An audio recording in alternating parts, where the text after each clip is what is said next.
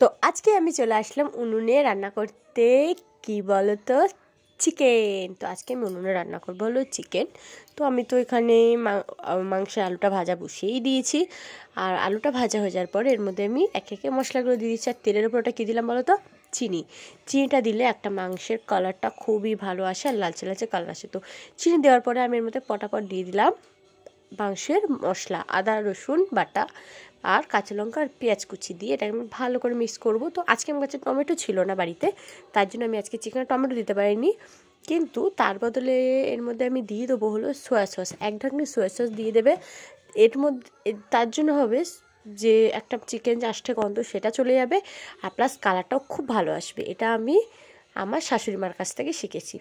তো দেখো আজকে উনুনের মাংস রান্নার কালারটা কেমন আসে।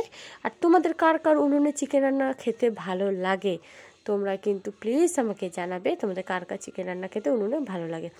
আমাদের বাড়ির সবাই খুবই পছন্দ করে উনুনে, মানে উনুনে যে কোনো রান্না খাওয়া। তো মাংস তো নিশ্চয়ই পছন্দ করবেই। তো দেখো কেমন লাগছে রান্নাটা।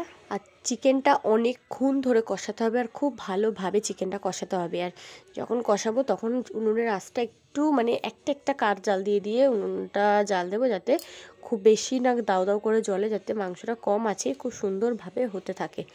তো দেখো এখানে আমি নুনটা দিতে ভুলে গেছিলাম, তো নুনটা আমি এখন দিয়ে দিলাম।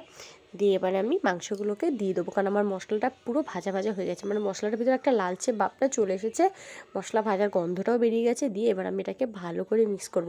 তো দেখো দেখতে কি দারুণ লাগছে কিন্তু চিকেনটা। এখন যখন মিক্স করছি গন্ধটা এত সুন্দর বেরাচ্ছে, তো রান্না হওয়ার পরে তো বুঝতেই পারছো যে কেমন হবে। তো দেখো কালারটা অনেকটা ভালোই এসে গেছে। তো এর মধ্যে আমি তোমাদের যে বলে দিলাম যে সয়া সসটা দেওয়ার জন্য, তো সয়া সসটা দেখতে পেলে আমি একদম অল্প পরিমাণে জাস্ট এক ঢাকনা আমি সয়া সসটা দিলাম, যাতে কালারটা খুব ভালো আসবে আর চিকেন আষ্টে গন্ধ তো চলেই যাবে আর কালারটা খুবই সুন্দর দিয়ে আমি এটা ভালো করে মিক্স করে নেব। ভালো করে যখন মিক্স হয়ে যাবে তারপর এটাকে আমি ঢেকে দেবো।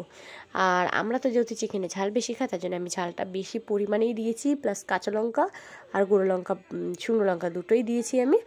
তো যারা ঝাল কম খাও তারা ঝাল কম দিতে পারো। তো ঢেকে দেওয়ার পরে আমি আবার কিছুক্ষণ পর খুললাম, দেখো সাইড থেকে কি সুন্দর তেল বেরিয়েছে আর কীরকম চিকেনটা দেখতেও লালচে লালচে হয়েছে। তো চিকেনটা দেখতে তোমাদের কেমন লাগছে আমাকে কিন্তু প্লিজ কমেন্টে জানি। তো দেখা হবে আবার কোনো নেক্সট মিনি ব্লগে। তো আজকের মতন টাটা সবাই।